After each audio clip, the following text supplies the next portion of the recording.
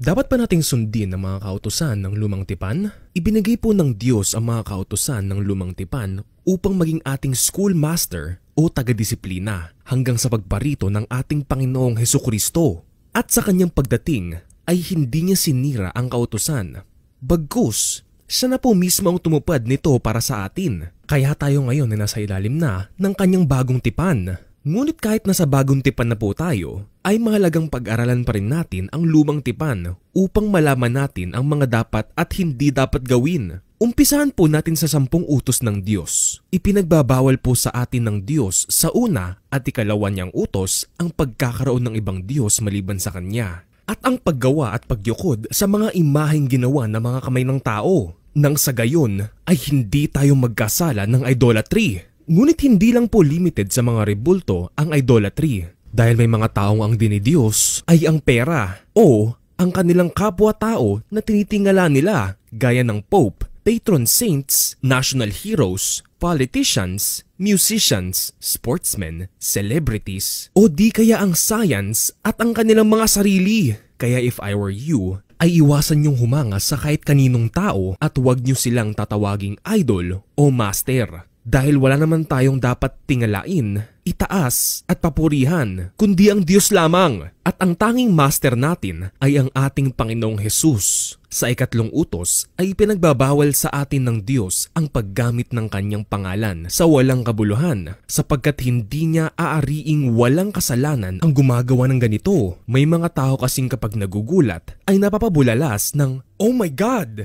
o "Diyos ko po!" O di kaya ay ginagamit ang pangalan ng Diyos kapag nagjo-joke o kapag nanunumpa o nangangako kahit hindi naman talaga sila seryoso. Ngunit ayon sa Biblia ay hindi po tayo dapat manumpa ng walang katotohanan at huwag nating sasabihing saksi ko ang langit sapagkat ito'y trono ng Diyos o kaya'y saksi ko ang lupa sapagkat ito'y kanyang tuntungan. Sabihin mo na lang na oo kung oo at hindi kung hindi. Sapagkat ang anumang panunumpang idaragdag dito ay buhat na sa masama. At kapag meron kang sinumpaang panata o pangako sa Diyos, ay dapat mo itong tuparin kahit anong mangyari. Sapagkat kapag hindi mo ito natupad, ay tiyak na babalikan ka dito ng Diyos. At ito'y magiging kasalanan sa iyo. Kaya para hindi ka magkasala, ay huwag kang mangangako sa Diyos ng isang bagay na hindi mo kayang tuparin. Gawin mo na lang imbis na ipangako because actions speak louder than words. Anyway, ang word na vain sa verse na ito ay meron pang ibang meaning sa original Hebrew at ito ay lying and false prophecy. Ibig sabihin, kapag ginagamit mong pangalan ng Diyos para magsinungaling at sabihing isa kang propeta o nakakatanggap ng visions, kahit hindi naman talaga ay nagkakasala ka ng malaki sa Diyos. Tandaan, nasa Biblia na po ang lahat ng propesiya. Kailangan mo na lang itong aralin sa gabay ng banal na espiritu na ating tagapagturo. Kaya wag po kayong basta-basta maniniwala sa mga self-proclaimed prophets dahil ililigaw lang nila kayo sa katotohanan. Alam na po ng Diyos simula pa noong una na talagang may mga taong gagawa ng ganito. Kaya nga hindi pa niya ibinibigay sa atin ang kanyang tunay na pangalan maliban sa pangalang sinambit niya kay Moses, ang I am that I am.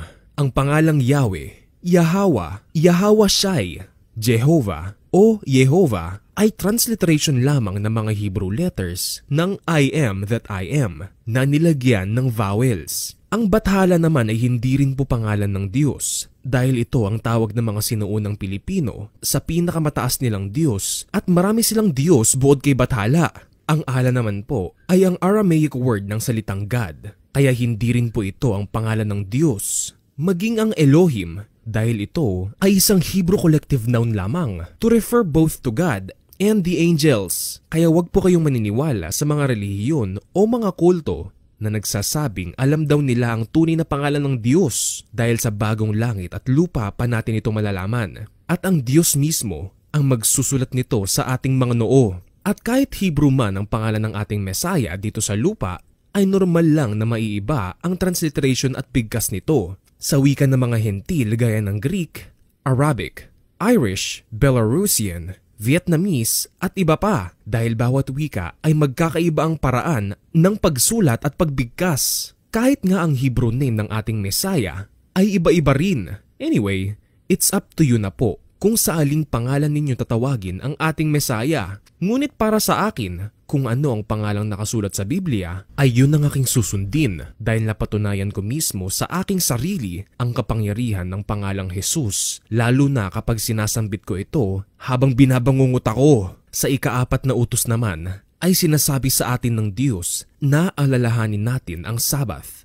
at panatilihin itong banal. Ang Sabbath po ay ang araw ng pahinga tuwing ika-7th day of the week o tuwing Sabado o sa Jewish time from Friday 6 p.m. to Saturday 6 p.m. At sa lumang tipan, kapag nahuli kang nagtatrabaho o gumagawa ng kahit ano sa araw ng Sabbath, ikaw ay babatuhin upang patayin. Ganoon po kahigpit sa lumang tipan. Isang beses ka lang magkasala ay kamatayan agad ng kaparusahan.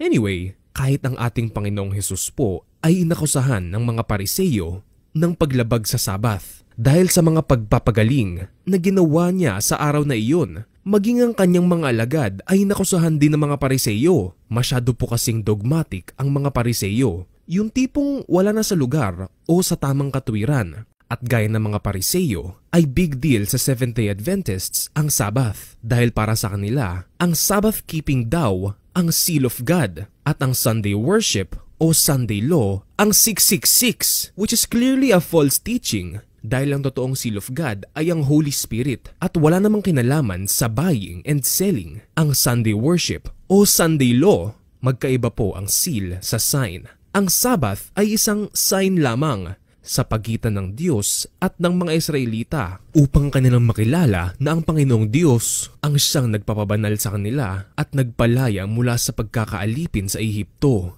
Tayo po ay hindi mga Israelita, kundi mga Hentil at hindi naman po inutos ng Diyos sa atin na tuwing Sabbath lang natin siya dapat sambahin dahil ang tunay na pagsamba sa Diyos ay araw-araw at gabi-gabi. Sa mga unang Kristiyano nga, hindi naman issue ang Sabbath. At kahit Sunday ay nagtitipon-tipon din sila upang sumamba sa Diyos. Kaya wala pong masamang sumamba sa Diyos tuwing Sunday. Kung para sa iyo ay ang Sun God ang sinasamba ng mga Kristiyano tuwing Sunday, edi si Saturn pala ang sinasamba mo at ng mga Hudyo tuwing Saturn Day. Kaya hindi uubra ang ganitong klaseng reasoning. Tandaan, ang Sabbath po ay hindi ginawa ng Diyos para maging pasanin sa ating mga tao. Dahil hindi nilikha ang tao para lang mangilin ng Sabbath. Sa halip, ang Sabbath o ang araw ng pahinga ang ginawa para sa tao. Dahil alam ng Diyos na kailangan natin ng isang araw na pahinga pagkatapos ng 6 na araw na pagtatrabaho. Sa totoo lang,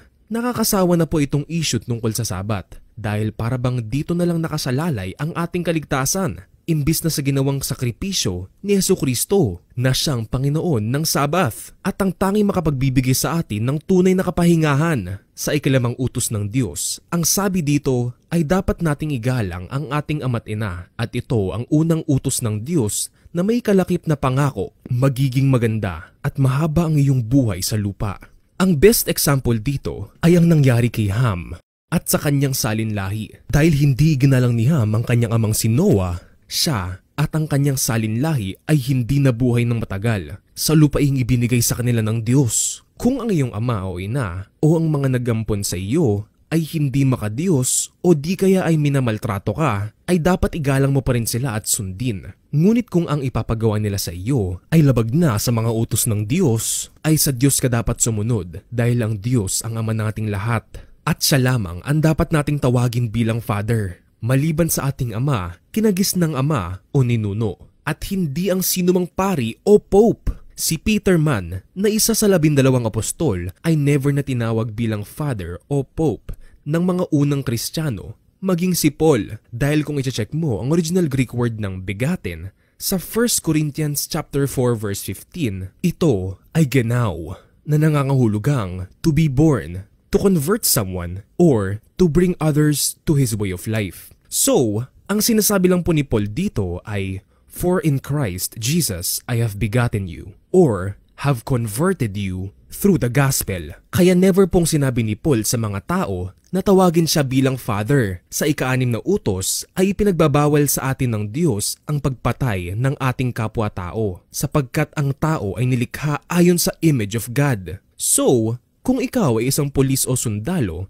at nakapatay ka, ay Diyos na po ang bahalang humusga. dahil ikaw at ang Diyos lang ang may alam kung sinasadya mo talagang patayin ang taong iyon kahit hindi naman siya nanlaban. Speaking of pagpatay, of course, kasalanan din po sa Diyos ang suicide o pagpapakamatay dahil tanging Diyos lamang ang may karapatang bumawi ng ating buhay. At kapag humuntong ka na sa level na gusto mo nang magpakamatay, ibig sabihin, isinuko mo na ang natitira mong hope at faith sa Diyos. At alam naman nating faith ang basis ng ating kaligtasan. Kaya kahit anong bigat pa ng pinagdadaanan mo, ay alalahanin mo lagi si Job. Dahil kung siya ay napagtagumpayan niya ang mga pag-atake ni Satanas, ikaw pa kaya na anak din ng Diyos? Anyway, considered din as murder ang abortion dahil ang inaakala mong dugo pa lang na gusto mong ilaglag ay isa ng zygote. At ang zygote ay isa ng human being in its earliest stage of development. In short, once na ma-fertilize ng sperm cell ang isang egg cell,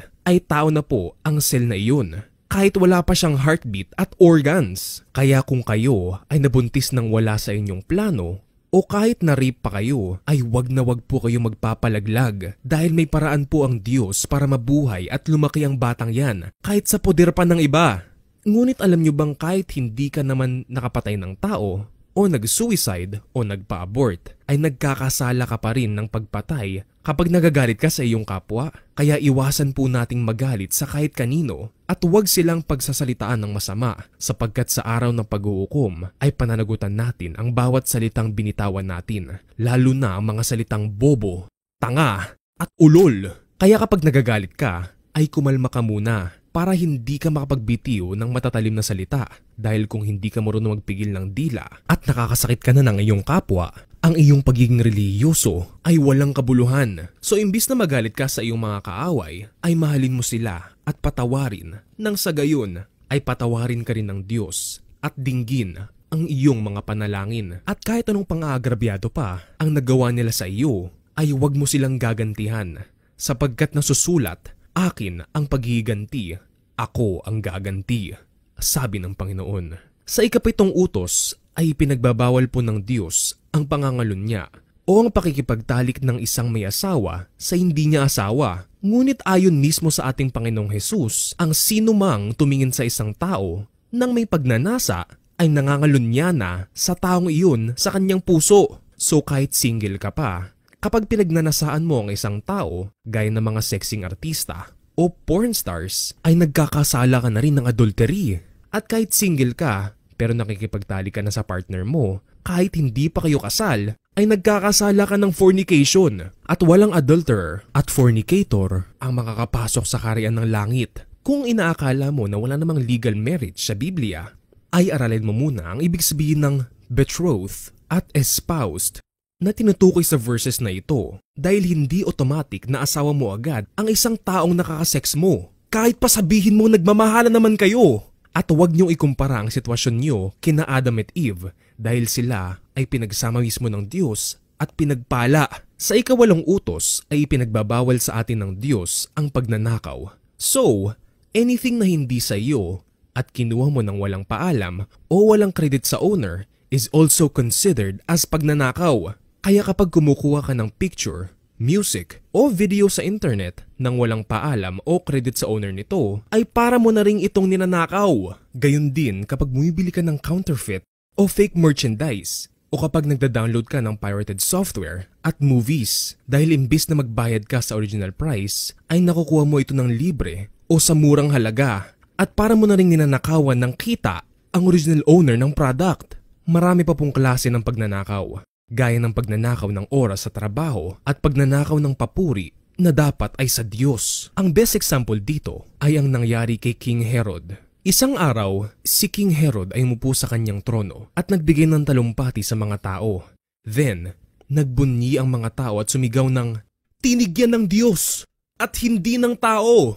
At dahil hindi ibinigay ni King Herod ang papuri na dapat ay sa Diyos, siya ay sinaktan ng angel of the Lord, kinain ng mga uod at nalagutan ng hininga.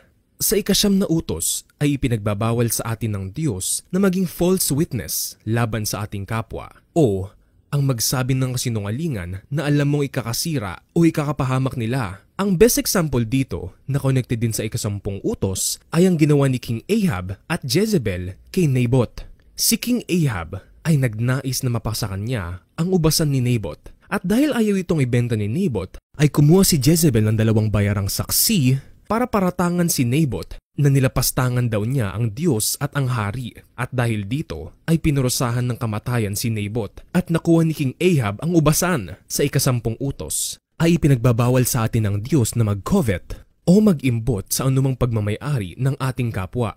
At pag sinabing covet, ibig sabihin hindi ka nakontento sa kung anuman ang meron sa iyo at gusto mong mapasayo ang isang bagay sa kahit anong paraan, kahit pa pagmamayari na ito ng ibang tao. Kaya, ang covetousness ay katumbas rin ng sin of idolatry. Dahil imbis na Diyos ang pinapriority mo, ay nakafocus ka na masyado sa bagay na kinocovet mo. So if I were you, ay iwasan nyo pong mangolekta ng kung ano-anong hindi nyo naman kailangan dahil baka dumating ka sa point na ma-obsess kang kumpletuhin ang lahat ng iyan kahit pa mangutang ka o gumawa ng masama para lang magkaroon ng perang pambili. Same with having a bucket list of your dream travel destinations. Kahit marami ka nang napuntahang tourist destination, ay hindi ka pa rin kontento at gusto mo pang malibot ang buong mundo.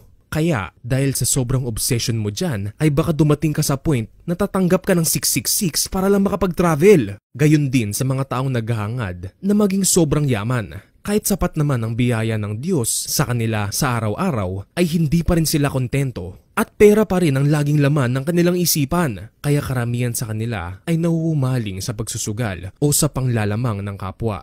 Gaya ng pang-i-scam, pag-recruit sa networking o pagpapautang na may patubo gaya ng 5-6 na alam naman nating ipinagbabawal din ng Diyos. Tandaan, ang pagsusugal ay isang uri ng addiction na sa katagalan ay nakakasira ng buhay at ang pagtaya po sa loto ay isang uri rin ng sugal. May mga tao rin namang umaasa sa swerte at pamahiin para sa magandang kapalaran. Kaya kumukonsulta sila sa horoscope, mga feng shui experts, mga manghuhula, at mga espiritista na mahigpit pong ipinagbabawal sa atin ng Diyos.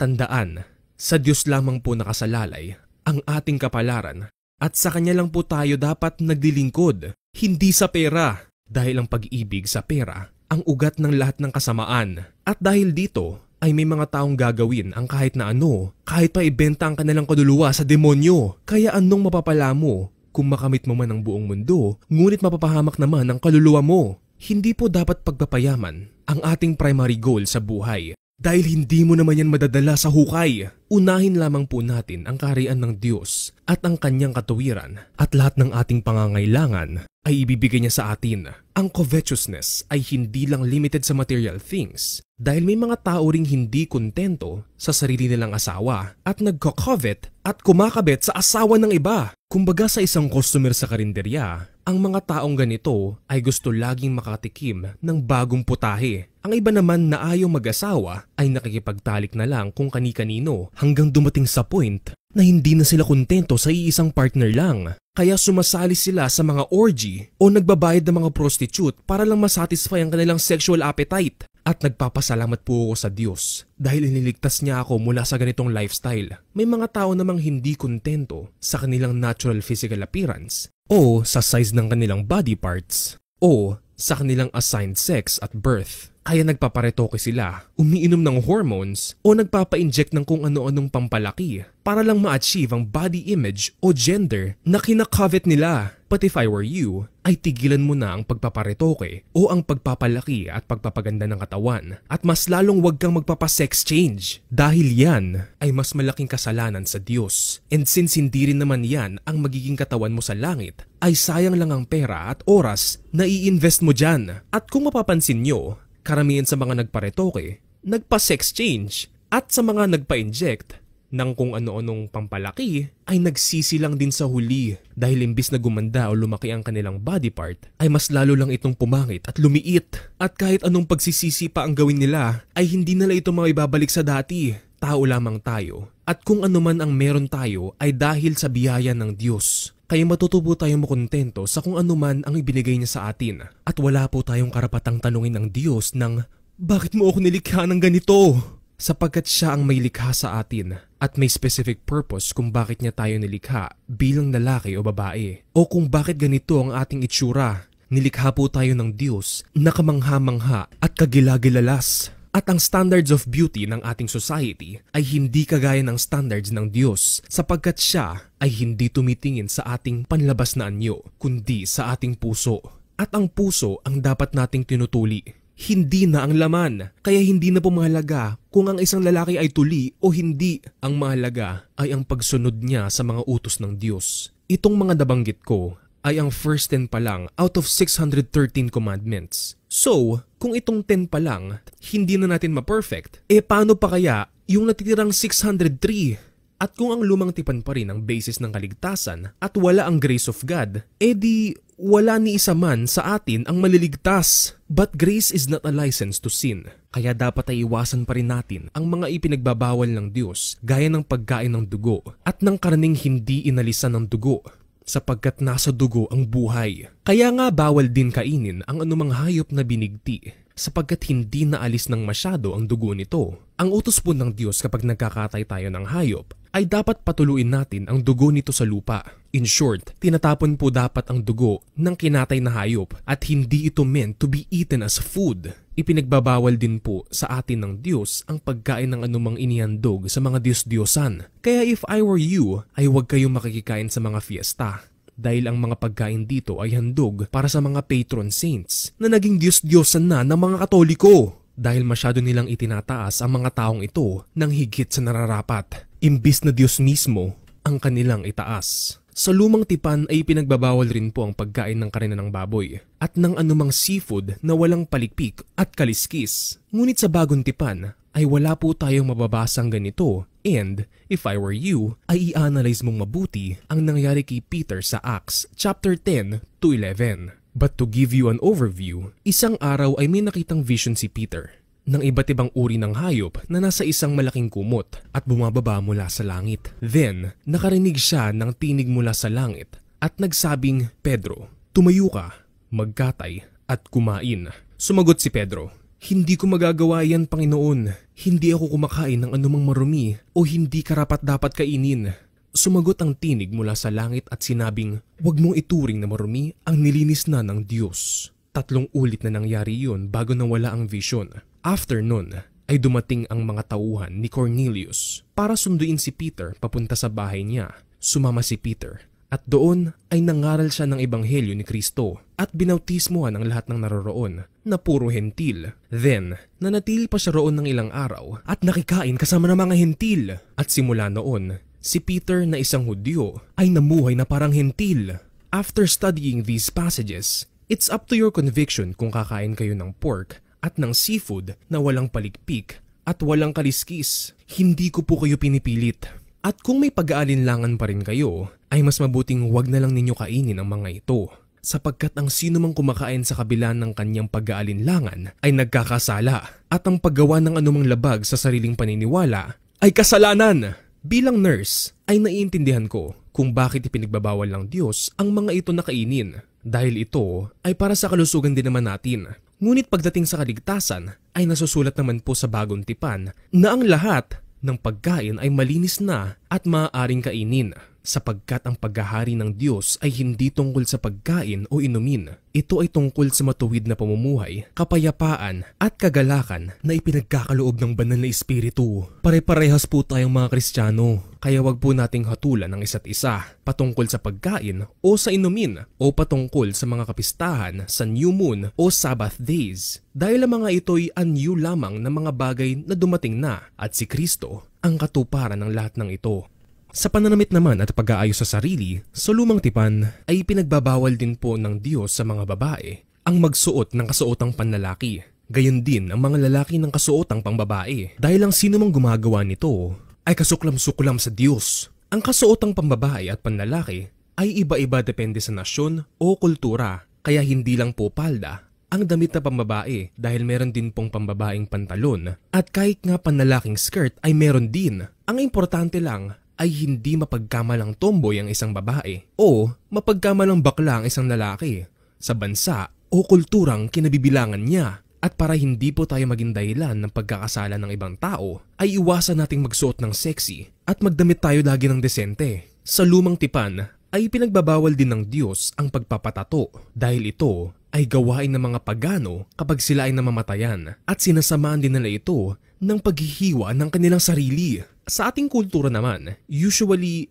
ang tingin ng society sa mga may tato ay either ex-convict o addict. At bilang Christian ay mas mabuting huwag ka nalang magpatato para hindi ito magbigay ng negative impression sa ibang tao at para hindi mo ma-vandalize ang templo ng Diyos. Ngunit kung ikaw ay may tattoo na sa katawan, ay pagsisihan mo na lamang ito sa Diyos at huwag nang magpatato muli. Speaking of avoiding negative impression, kalikasan na rin ang nagtuturo na kahiya-hiya sa isang lalaki ang magpahaba ng buhok sapagkat ang mahabang buhok ay ang karangalan ng mga babae at ibinigay ito sa kanila bilang pantakip sa ulo. Kayong mga kababaihan na po ang bahala kung gaano kahaba ang buhok na gusto ninyo. Ang importante lang po ay hindi kayo mapagkamalang tomboy. At kung gusto niyo itong pakulayan, ipakulot o ipastraight ay malaya po kayo. Pero if I were you, ay iwasan niyong gawin ang mga ito sa buhok niyo dahil merong yang harmful chemicals na nakakasama sa inyong kalusugan. Speaking of kalusugan, ang pagsasanay ng katawan ay may kaunting pakinabang. Ngunit ang napapakinabangan sa lahat ng bagay ay ang pagiging makadiyos. Kaya wag puro katawan lang ang pinapalakas. Palakasin mo rin ang relasyon mo sa Diyos. Speaking of exercise, alam nyo bang ang yoga ay nagmula sa Hinduism? At through these poses, sinasalute nila ang kanilang mga Diyos-Diyosan? So if I were you, ay tigilan nyo ang pag-yoga at pagme-meditation dahil kada ginagawa mo ito ay para mo na ring ini-invite ang evil spirits na pumasok sa iyo. Pagdating naman sa mga libangan, mas makabubuti na gugurin mo na lamang ang iyong oras sa mga gawaing makadiyos at kapaki-pakinabang kaysa ubusin mo ito sa mobile games, social media, TV shows at movies na halos lahat ay may halong violence, nudity at witchcraft na mahigpit ding ipinagbabawal sa atin ng Diyos. Ang mga ito ay ilan lamang sa mga utos ng Diyos sa atin at kung iniibig natin ang Diyos ay tutuparin natin ang kanyang mga utos at sa lahat ng kanyang utos ay ito ang pinakamahalaga na dapat sundin. Ibigin mo ang Panginoon mong Diyos ng buo mong puso, ng buo mong kaluluwa, ng buo mong lakas at ng buo mong pag-iisip at ibigin mo ang iyong kapwa gaya ng pag-ibig mo sa iyong sarili sapagkat ang umiibig ay hindi gumagawa ng masama kanino man. Kaya't ang pag-ibig ang katuparan ng kautusan. Maraming salamat sa panonood at God bless you.